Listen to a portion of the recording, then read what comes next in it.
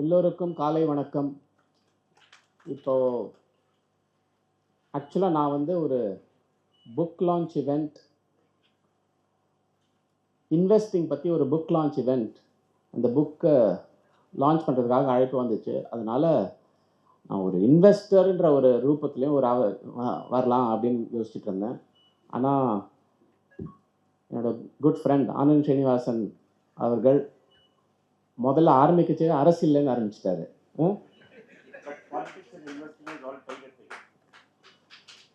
Second, எனக்கு வந்து இங்கே தமிழில் பேசணுமா இங்கிலீஷில் பேசணுமான்னு ஒரு கன்ஃபியூஷன் இருந்துச்சு. நான் யூஸ்வலாக இன்வெஸ்டிங் அப்படின்னா எல்லாரும் இங்கிலீஷு அப்படின்னுவாங்க. அவர் இங்கிலீஷ்லேயும் பேசினாரு, தமிழ்லையும் பேசினார். So I assume Tanglish is the best இங்கே. கரெக்டா? சரி. மூணாவது, அவர் இன்னும் அரசியல் பின்னாடி பிஹைண்ட் த சீன்ஸ் என்ன நடந்துச்சு காங்கிரஸ் தாவிக ஆட்சி அமைக்கிறதுக்கு முன்னாடி அதை பற்றி பேசணும் அப்படின்ட்டாரு. அதுக்கு நான் தயாராக வரல. அது வந்து உங்களுக்கு அதில் ஆர்வம் இருக்கும் அப்படின்னு கூட நான் நினைக்கல. அது வந்து இன்வெஸ்டிங், மணி, ப்ராஃபிட்ஸ், லாஸஸ் அப்படின்ற பேச்சு தான் இங்கே போகும்னு நினச்சிட்டு இருந்தேன். பட் அதை பற்றி எவ்வளோ பேச முடியுமோ வெளிப்படையாக அவ்வளோ பேச ஓகே தயாராக இருக்கேன். நான் ஒன்றும் பிரச்சனை இல்லை, பேசலாம். அதை பற்றி இல்லை டிஸ்கஷனில் கூட பேசிக்கலாம். ஃபஸ்ட்டு திரு ஆனந்த் ஸ்ரீனிவாசன் அவர்கள்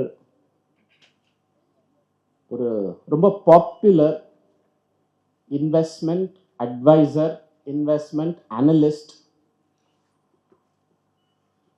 இவ்வளோ வருஷமாக அவர் மார்க்கெட்ஸ் ட்ராக் பண்ணியிருக்காரு. நீங்கள்லாம் அவரை ட்ராக் பண்ணுறீங்க. ஸோ இந்த மேடையில் எனக்கு அழைத்து வாய்ப்பு கொடுத்ததற்கு மிகவும் நன்றி. என் நன்றியை தெரிவித்துக் கொள்கிறேன்.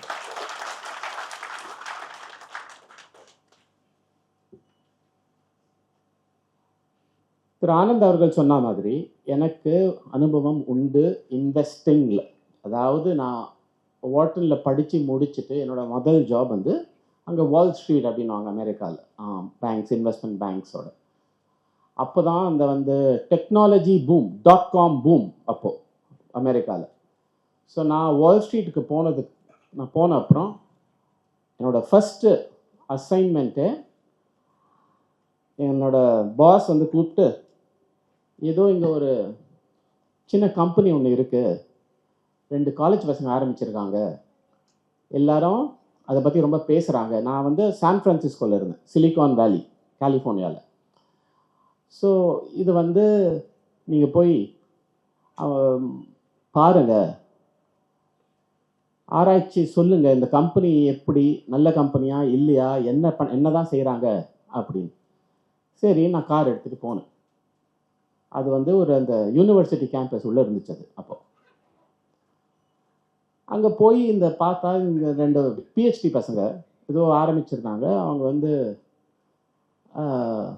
ஒரு அல்கரித்தம் நாங்கள் வச்சுருக்கோம், நாங்கள் வந்து இதுதான் எங்களோட கம்பெனி அப்படின்னாங்க.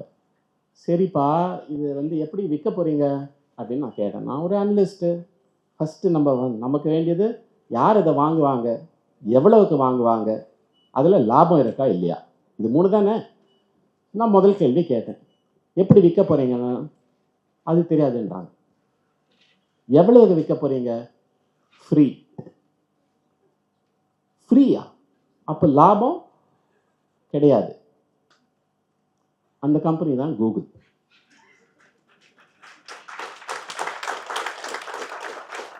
நான் வந்து 2 வருஷம் வாட்டனில் நோபல் லாரேட்ஸ் ப்ரொஃபஸர்ஸ் கிட்ட எனக்கு இன்னும் investing, science of investing, PE valuation, capital asset pricing model, discounted cash flow, இதெல்லாம் கற்றுக் கொடுத்தாங்க. அதுக்கு நான் காசு வேற கொடுத்து போய் படித்தேன். அது முடிச்சுட்டு நாங்கள் இங்கே முதல் அசைன்மெண்ட்டில் போனால் அவங்க வந்து ப்ராடக்டை விற்கவும் மாட்டோம், சார்ஜும் பண்ண மாட்டோம், கம்பெனியில் லாபமும் வராதுன்றாங்க. எல்லாத்தையும் தூக்கி போட்டாங்க. நான் படித்ததெல்லாம் இல்லை, all theory went out of the window. So how do you value this? இந்த கம்பெனியை IPO எடுத்துகிட்டு போகணும்.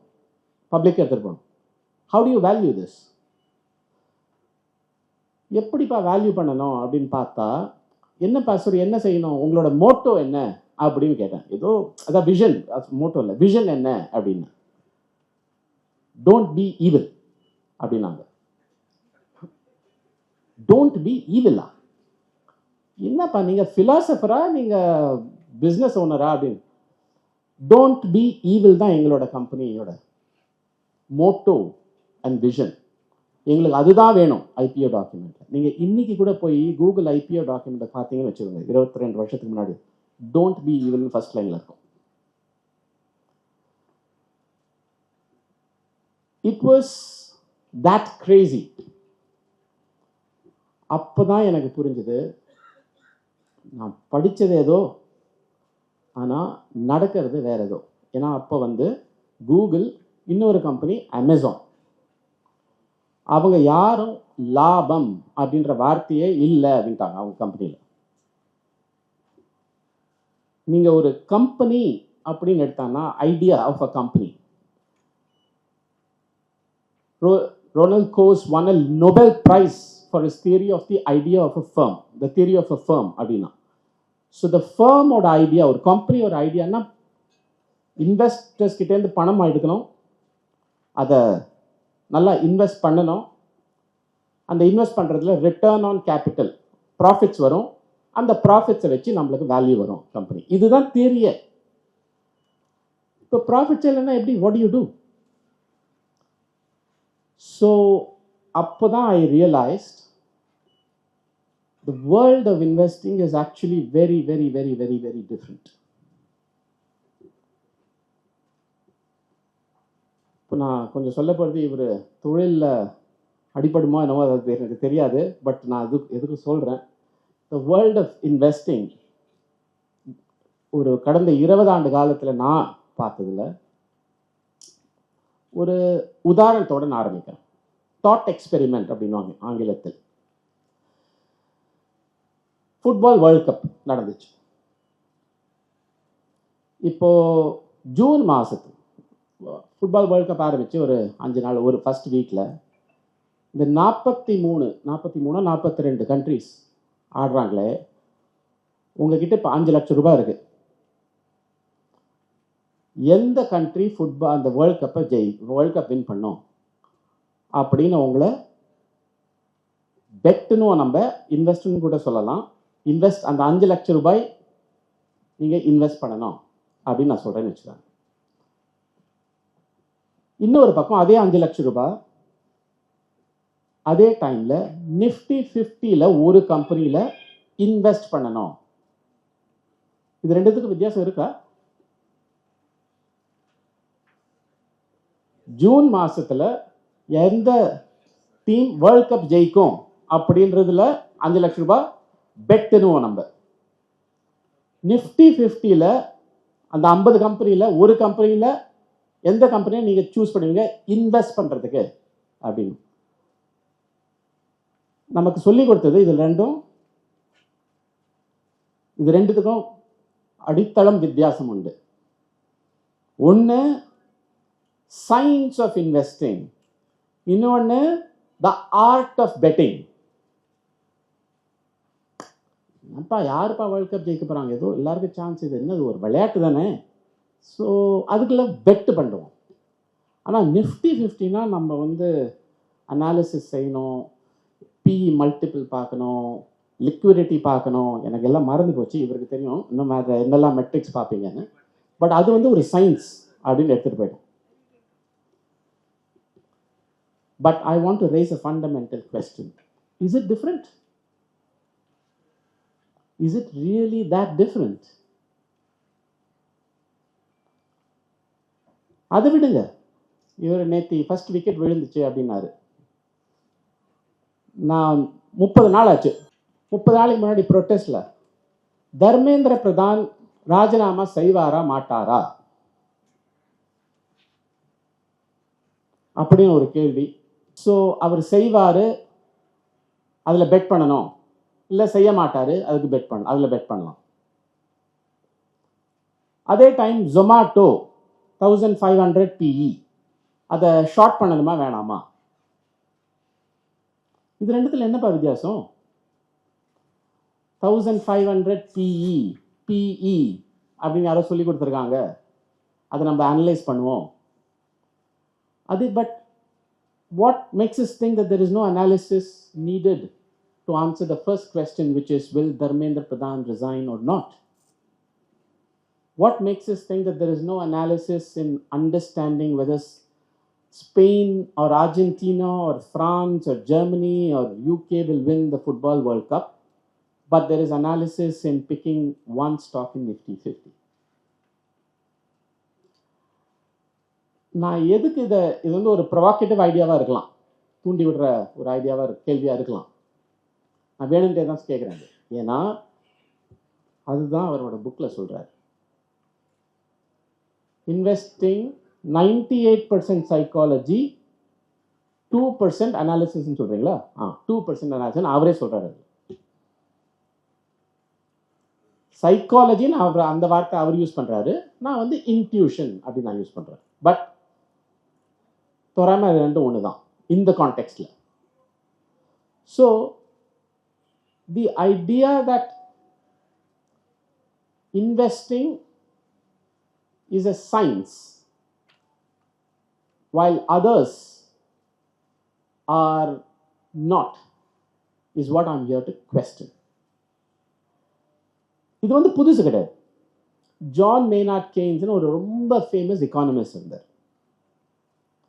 அவர் கிட்டத்தட்ட 18th century அவர் சொன்னார், investing is like a beauty contest.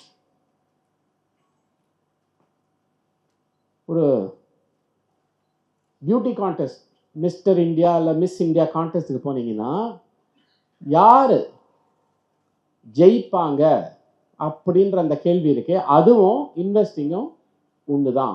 அதாவது ரெண்டு விதமாக பார்க்கலாம் அப்படின்னாரு. அவர் என்ன சொன்னார், யார் மிஸ்டர் இந்தியாவோ மிஸ் இந்தியாவோ ஜெயிப்பாங்க அப்படின்னு பார்க்குறீங்கன்னா உங்களுக்கு யார் பிடிச்சிருக்கு என்ற அடிப்படையில் நீங்கள் வந்து அந்த கேள்விக்கு பதில் சொல்லலாம். இன்னொரு முறை என்ன, மற்றவங்க எல்லாருக்கும் யாரை பிடிக்கும், மற்றவங்க எல்லாரும் யாரு மிஸ்டர் இந்தியாவோ மிஸ் இந்தியான்னு யோசிப்பாங்க, அதை தான் நானும் சூஸ் பண்ண போறேன் அப்படின்னு ரெண்டாவது முறையா பார்க்கலாம். ஸோ கெய்ன் சொன்னாரு, investing is psychology of crowd psychology அப்படின்னு. இது வந்து யார் அழகா இருக்காங்கோ, யாரு மிஸ்டர் இந்தியாவோ மிஸ் இந்தியாவுக்கு தகுதி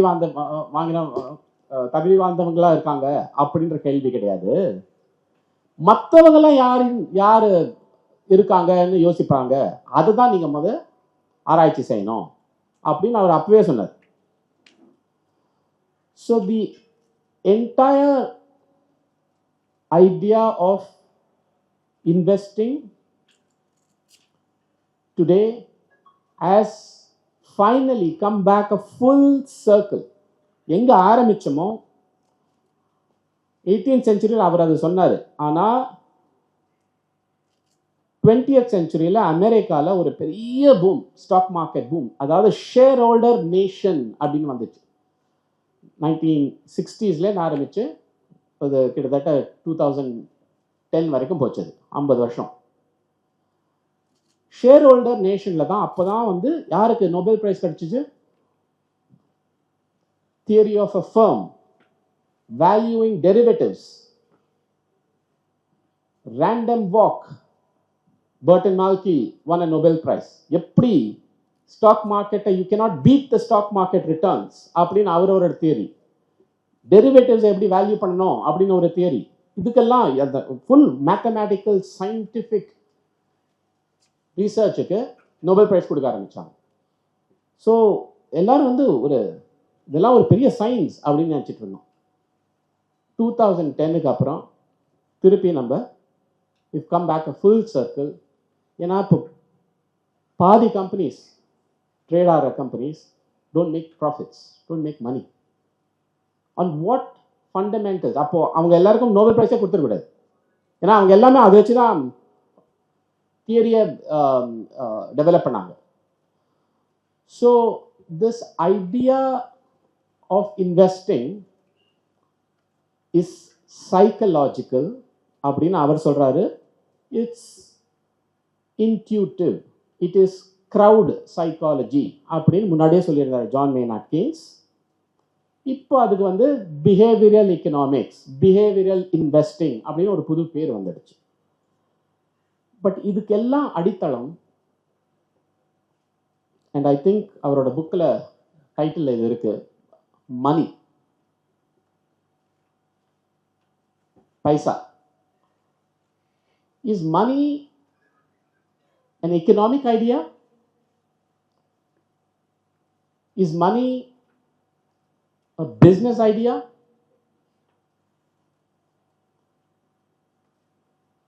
My view, and not just my view, there are many people who said this, money is actually or currency is actually a political idea. It's a political idea. The strength of one nation's currency or money depends on the strength of the trust and confidence in that nation's sovereign or government. So the idea of money is a political idea.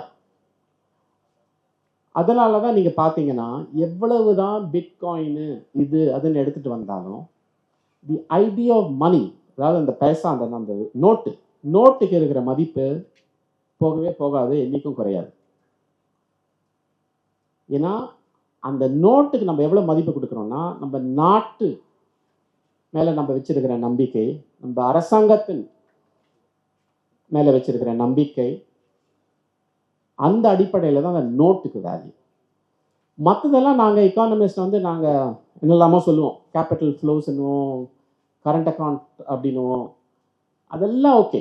But fundamental idea of money is a political idea.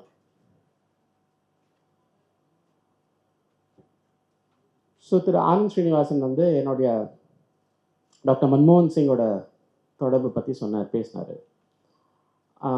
அவர் தான் என்னோட மென்டராக இருந்தார், அவர் தான் என்னை அரசியலுக்கு இழுத்துட்டு வந்தார். எனக்கு இன்னும் நல்லா ஞாபகம், நவம்பர் 2016 டிமானிட்டைசேஷன். அப்போ நான் அவர் வீட்டில் உட்காந்துட்டு இருக்கேன், நாங்கள் பேசுகிறோம். அப்போ அவர் எனக்கு இதை பற்றி சொல்கிறார். டிமானிட்டைசேஷன் என்ன தெரியுமா பிரவீன்? அது வந்து நீங்கள் வெறும் நோட்டை அழிக்கலை,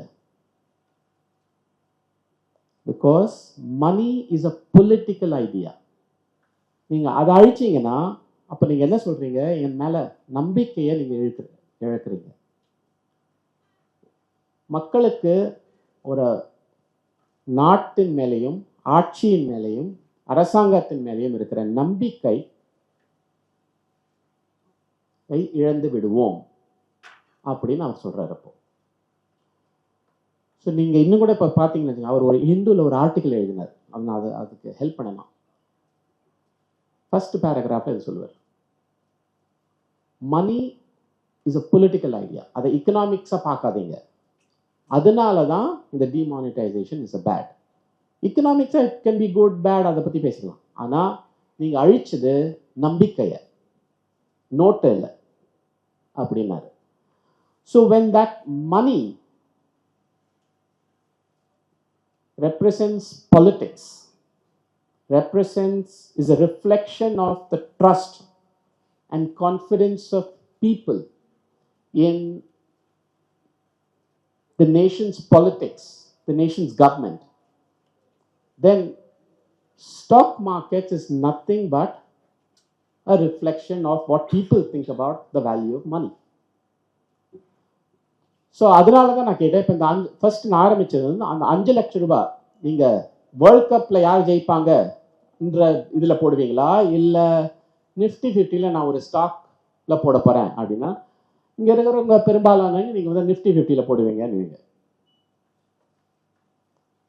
ஏன்னா மணி as value that money is value of that money is reflected in the stock market.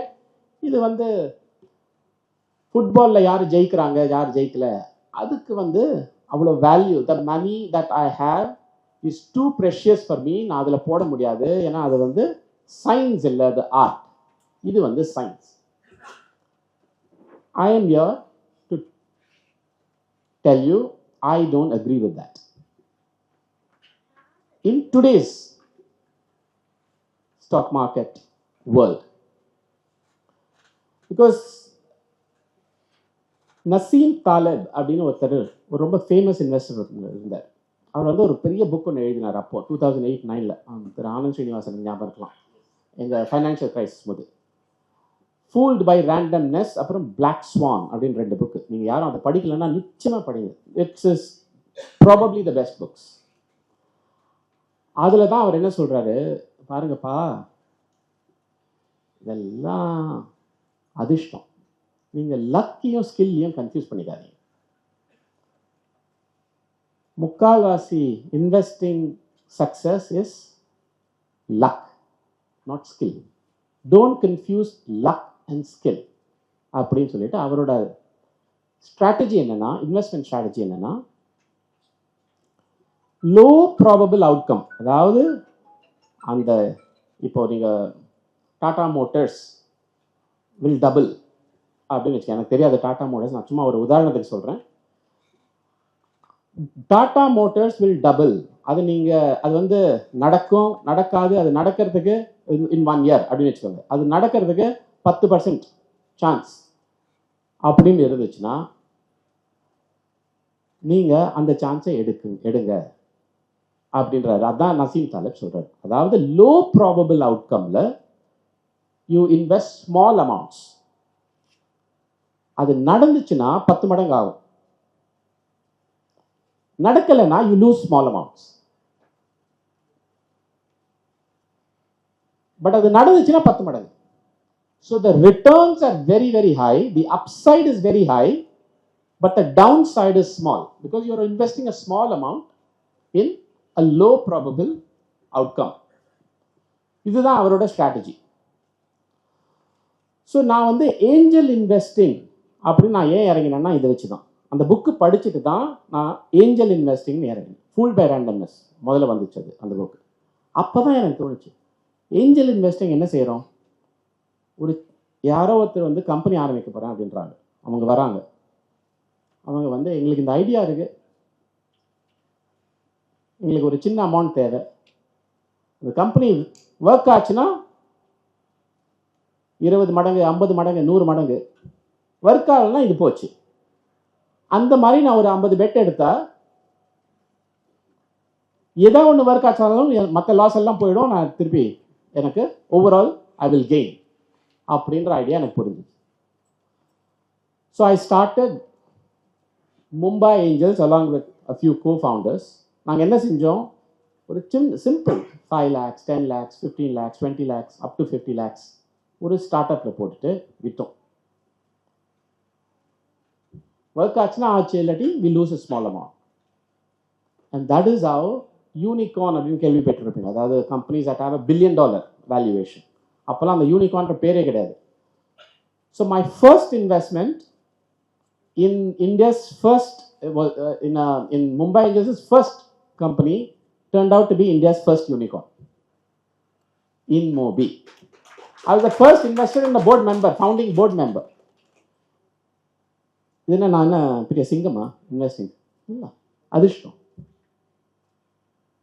அவ்வளோதான். So luck versus skill. நான் ஐ கேன் சே நான் இங்கே வந்து இல்லை ஒரு பெரிய புலி, இன்வெஸ்டிங் புலி அப்படி இப்படின்னு பேசலாம், இல்லை அதிர்ஷ்டம். பட் வி நியூ சின்னதாக போடுவோம், ஒர்க் ஆச்சுன்னா ஆச்சு, இல்லாட்டி இல்லை. அந்த மாதிரி we invested in 22 companies between 2006 and 2009, out of which 11 companies gave us returns. The worst returns was 10 times. 10 times. So the investment strategy, இது நான் can vary, but when this comes down to again psychology, நான் வந்து PE multiple, discounted cash flow அதெல்லாம் எதுவுமே பார்க்கல. Pure intuition and psychology. அதே மாதிரி யாரோ ஒருத்தர் வந்து பாருங்கப்பா, வேர்ல்ட் கப் ஆரம்பிக்கிறதுக்கு முன்னாடி எல்லாரும் பிரான்ஸு இல்லை அர்ஜென்டினா தான் ஜெயிக்குன்றாங்க, ஸ்பெயின் மேலே நான் ஒரு 10,000 ரூபா போடுறேன், போனால் போட்டோம், ஜெயிக்கலன்னா அப்படின்றாங்கன்னா இப்போ பார்த்து நினச்சி பாருங்க. Low probable outcome, very high returns.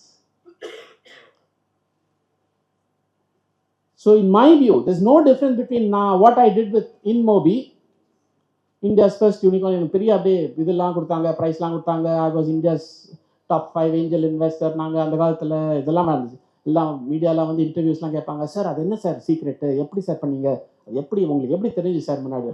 ஆனால் ஒன்றும் இல்லையா, அதிர்ஷ்டயா அப்படி.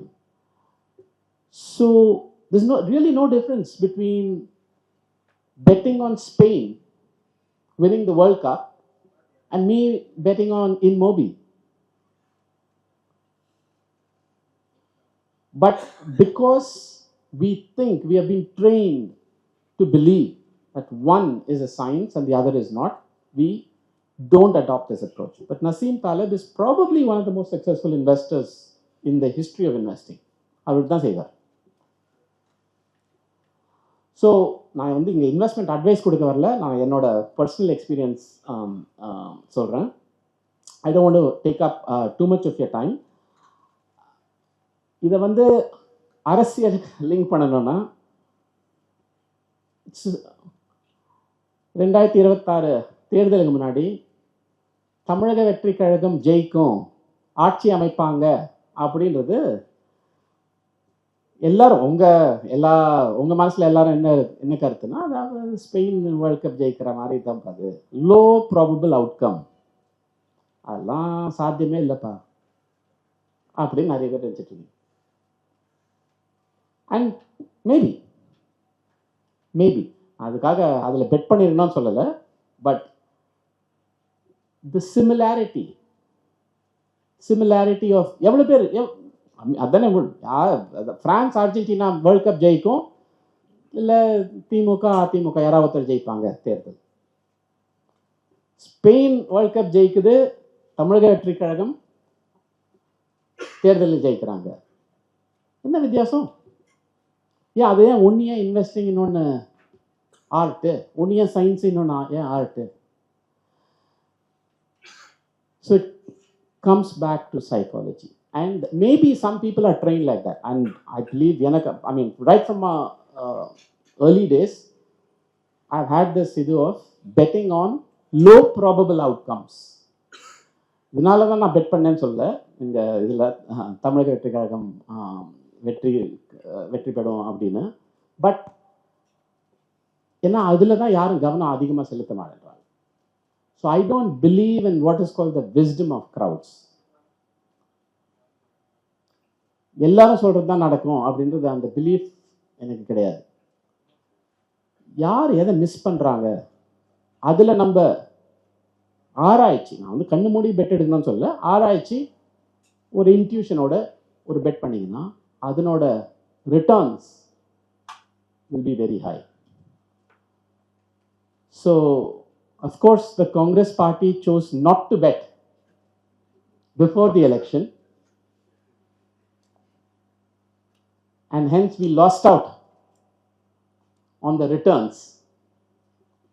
But thankfully, there was another opportunity to buy soon after the election, and the Congress party quickly realized its mistake. And Anand அவர்கள் சொன்ன மாதிரி 60 ஆண்டுகளுக்கு பிறகு தமிழ்நாட்டில் ஒரு கூட்டணி ஆட்சி, ஒரு தேசிய கட்சி கூட்டணி ஆட்சியில் உள்ளது. இது ரெண்டும் 60 வருஷத்துக்கு அப்புறம் நடந்தது. ஏன்னா this was as low probable and outcome அப்படின்னு நினைத்தவங்கெல்லாம் தவறாக போய் இதனோட ரிட்டர்ன்ஸ் பாருங்க. த returns for the Congress party 60 ஆண்டுகளுக்கு அப்புறம் இங்கே நிறைய பேர் இருக்காங்க காங்கிரஸ் கட்சியில், யாரும் யோசிச்சே பார்த்துக்க மாட்டாங்க. அவங்க எங்கள் லைஃப் டைமில் இந்த மாதிரி நடக்கும் அப்படின்னு நிச்சயமாக யோசிச்சு பார்த்துக்க மாட்டாங்க. இந்த ஒரு திரு டி செல்வம் ஒருத்தர் இருக்கார், தமிழக வெற்றி கழகம், இவர் முன்னாடி காங்கிரஸ் சீனியர் பொறுப்பாளர். அவர் லைஃப் டைமில் இந்த மாதிரி நடக்கும், ஒரு காங்கிரஸ் மந்திரி தமிழ்நாட்டில் இருப்பாங்க அப்படின்னு நினைச்சே பார்த்துக்க மாட்டார். So it just comes back to intuition and psychology, and fundamentals in my view is just a theory and an overhyped concept. Thank you.